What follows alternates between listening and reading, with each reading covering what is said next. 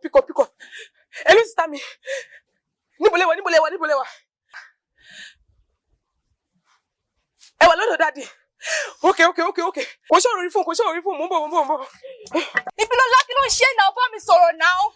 Wo babe kò lè yé. Kí ni kò lè yé mi náà? Bá mi sọ̀rọ̀. Daddy, okay. Wo kò lè yé.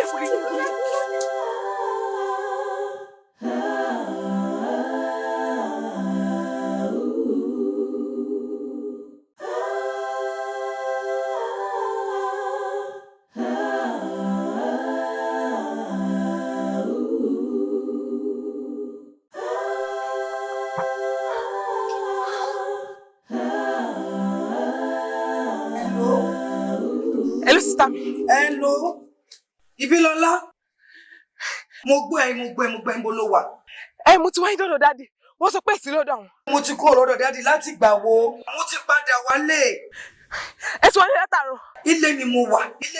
Kí ló ṣe tó mi báyìí wo mo wò rè? Mo sọ fún yín pé kò ṣòwò orí fóònù. Ẹ ó ti sọ fún mi lẹ́ẹ̀kan pé kí n ṣòro orí fóònù sọ fún mi. Ìdí tó fi ń mí yìí kò tí ì yé mi. Máa fà balẹ̀ wá sọ fún yín tí bá ti délé. Ó dáa mo ti gbọ́. Máa bọ̀, má jẹ́ ó pẹ́ o. Mo dúró dè ẹ́ o.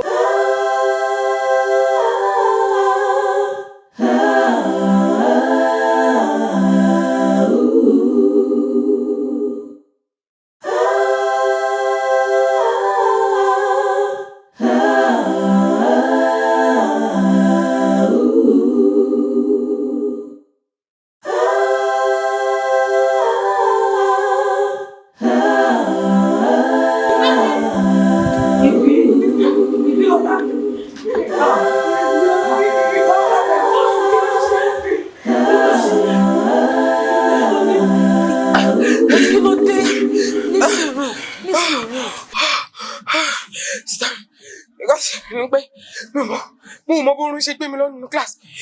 Mo ṣàì pé mo sùn. Mo wá bá mi ní excursion tí ẹ sọ pé kí n má lọ. Excursion tẹ kọjá lè pé kí n má lọ ẹ̀. Mo ṣàlàyé pé mo lálà aṣáwà ní excursion ẹ̀ bí a ṣe bá ara wa ní inú igbó ìwìn. Ẹ wò tíṣà òun ni ìwìn kọ́kọ́ mú jẹ. Lẹ́yìn náà everybody báyìí gbogbo asáfẹ́ mi àsálẹ̀ at the end of the day everybody almost everybody ni ìwìn.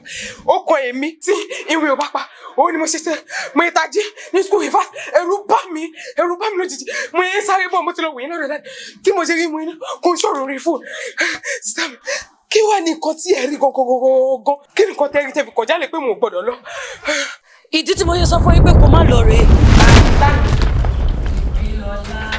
Sister mi.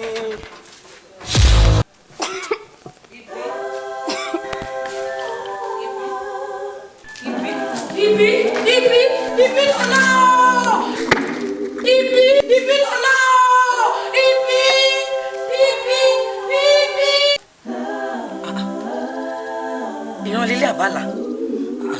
Mo ní láti jẹ́ kí dádì mu. Kí ni ká ti pele? Hello? Ṣó ti ní pé ohun tí àgbàlagbà bá jókòó tó ń wò bí ọmọdé bá nàgà kò lè rí. Ṣó ti rí ìdí tí mo ṣe fẹ́ kó lọ? Ká ní wípé o lọ, o máa padà fi títì ẹ kó bá àwọn school ni. Wá padà fi títì ẹ kó bá gbogbo àwọn tẹ́jọ́ lọ. Wá tún fi títì ẹ sọ school lẹ́nu. Àti wípé ṣó ti gbàgbé nǹkan tí Bíbélì sọ nínú 1 Samuel 15 22 wípé ìgbọràn ó sàn ju ẹbọ rírú, ìfetísílẹ̀ báyìí ó tún wá sàn ju ọ̀rá àgbò lọ. Ìwọ ọmọ yìí ò mọ̀ pé tára ẹni mo bẹ́ẹ̀ sọ. Kò tí ì yẹ ọmọ ìyá mi wo, kì í ṣe wípé excursion ò dáa àbí mo fi eléyìí fi ẹnu àbùkù kan excursion. Nǹkan tí mo fẹ́ fàyọ gógó ń bẹ̀ ni wípé tí ẹ̀mí mímọ́ bá ti ń bá wa sọ̀rọ̀ àbí tá a bá ti ń rí ìṣípayá àbí tá a bá ń rí ìran kí a máa kàkún kí a máa mú lò. Ká nípò pàpà lọ ìwọ gangan lẹ́ranko yẹn ìbá gbé mi àbáwọn àǹjọ̀nú àbí kí ló sọ pé orí àánú ẹ̀ ò ṣe mí. Ìdí tí pásítọ̀ ṣe pè mí rè tó sọ fún mi ohun tí mo rí òun náà ní pásítọ̀ rí. Mo wá rí yín ni lóòótọ́ ẹ pè mí ẹni ẹ fẹ́ rí mi bọ̀ mi tí wọn kàn tẹ fẹ́ rí mi fún. Mo wà ní inú ìjọ ẹ̀mí Ọlọ́run tọ̀ mí wá àrùn mi rí ìṣípayá kan tó ní agbára lórí ìdílé yín pàápàá jùlọ lórí Ìbílọ́lá. Bẹ́ẹ̀ni ìyẹn àbúrò yín ó dẹ̀ ṣe pàtàkì gan, ẹ gbọ́dọ̀ múra sí i tó dẹ̀ mo ṣe wá bá inú jẹ́ pé ìmú wa bá ẹ gbọ́dọ̀ gbé ìgbésẹ̀ yẹn pé ó gbọ́dọ̀ ní ìgbélé ọjọ́ 3 gbáko. Ọjọ́ 3. Bẹ́ẹ̀ni Sister Ronke. Sá. Kí lẹ́ni? Èní ni Wednesday dáàdì. Èní ni Wednesday ní ó túmọ̀ sí gbọ́dọ̀ ṣe ní Thursday, Friday, Saturday ọjọ́ 3. Ọjọ́ 3. Bẹ́ẹ̀ni ló máa fi ṣègbélé. Yes sir. Ẹ má jẹ́ kó lọ síbi kankan. Mo ti gbọ́. Tí mo ní wá sọ fún yín. Dáàdì ẹ̀mí lọ lóhùn o. Ẹ̀mí lọ lóhùn o. Ìdí pàtàkì tí mo ṣe pè yín gangan pé mo fẹ́ rí yín nìyẹn o. Nítorí Ìbílọ́lá gangan ni mo ṣe pè yín. Ẹ kò yára jù mí lọ ní o. Ká ní mo ti sọ fún yín tẹ́lẹ̀ ṣe ni máa rò wípé bí àwọn tí mo ti sọ fún yín. Mo rí àwọn ìṣípayá kan tó jẹ́ pé ó bà mí lẹ́rù, ó kà mí láyà. Ẹ̀mí mi ò gbé. Àmọ́ bẹ́ ṣe sọ yìí, ẹ̀mí mímọ́ lóhùn ní fi yín lẹ̀. Dádì, Ìbílọ́lá kẹ̀lé ilé ọmọ tó le tó lágídí ni. Ọ̀nà wo mo fẹ́ gbé gbà báyìí? Sister Ronke. Sá. Sister Ronke. Ṣé náà ti wá rí pé ọ̀kan lọ́lọ́run? Ọ̀kan lọ́lọ́run. Ìgbọràn ó sọ̀jọ́ ẹbọ rírú lọ. Ní ìtòsí tó túmọ̀ sí pé ẹ gbọ́dọ̀ gbé ìgbésẹ̀ lé lórí. Ọjọ́ 3. Bẹ́ẹ̀ni. Ọjọ́ 3. Bẹ́ẹ̀ni. Ọjọ́ 3. Ẹ gbọ́dọ̀ ṣe. Ti gbó sà. Ẹ gbọ́dọ̀ ṣe. Yes sir. Àlàáfíà ni fún yín. Àmín. Ẹ̀mí Ọlọ́run ò ní fi yín sílẹ̀. Àmín Jésù. Ààbò Ọlọ́run ò ní dágbé fún. Ọ̀rọ̀ wa dọ́gba wọ́n dẹ̀ ní kí n sọ fún ẹ pé ò gbọ́dọ̀ kúrò lé. Ìbílọ́lá ṣó ti yí ẹ bá àbí kò tẹ́ lọ́rùn? Mo ti wá yí mi pátápátá rẹ̀. Kò tí ì yé ọmọ ìyá Ìbílọ́lá. Sister mi. Ìbí. Sister mi. Excursion lílọ mo ti bẹ́ẹ̀ dẹ. Is this playing? What type of playing is this? Sister mi, I go funny.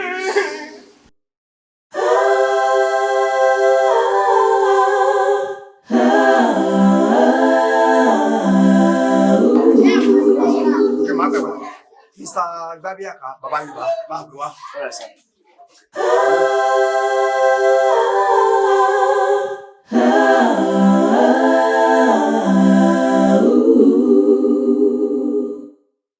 Mr. Gbabiaka, English teacher. Woman like you like every time. I'm not going to, sir. I'm principal's office. Only on about the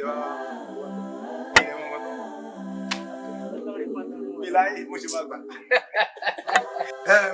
Mo gbọ́ ó ṣe bó ṣe.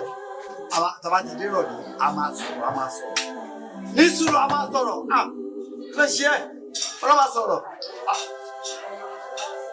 Okay, máa gbà padà. Bàbá yìí lẹ́jọ́ pẹ̀lú. Báwo ni lórí ọ̀rọ̀? Okay, excursion and everything they were not as àti prepare gbogbo ẹ̀. Kẹ́ fún wa ní go ahead kó sá. For now, stop. For now, stop. Ṣé kò sí sá? Ó ní àwọn ìgbésẹ̀ kan lọ́tún lọ́sì. Bá mi mú sá o, ẹ̀yin ni ọ̀gá wa, ẹ̀yin náà ni aláṣẹ. Bọ́ sá, Yorùbá pòwe ọ́ ní kíní kan bá àjàwòjẹ́ sá, apẹ́ ẹ̀gbọ́n ju ìtàn lọ. Nǹkan tí mo sọ ni pé àwọn ọmọ tó ti wá san owó tó ń pé àti pé ọ̀túnla là ń lọ sí excursion yìí sá. Bàbá Yorùbá, gbogbo ìlú ìlera, ọmọ Yorùbá rẹ̀ gbogbo ẹ̀yẹ mi dára, tó bá ṣe jẹ́ ayẹyẹ ẹ̀kọ́ yìí. Ok, wọ́n ń pé nǹkan tí ẹ fẹ́ nìyẹn sá. So your wish is our command, sir. A máa ṣe eré yìí nígbà. Hello sir, the bad Mr. Bebe, ẹ jẹ́ bá mi bá àwọn junior classes. I don't man disturb me. So many times, so man disturb me. Good day. Màá sọ fún wọn sá. Àlẹ́ tí n bá dé assembly, màá sọ fún gbogbo àwọn student yẹn.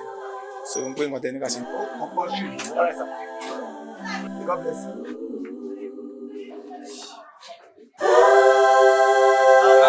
Mr.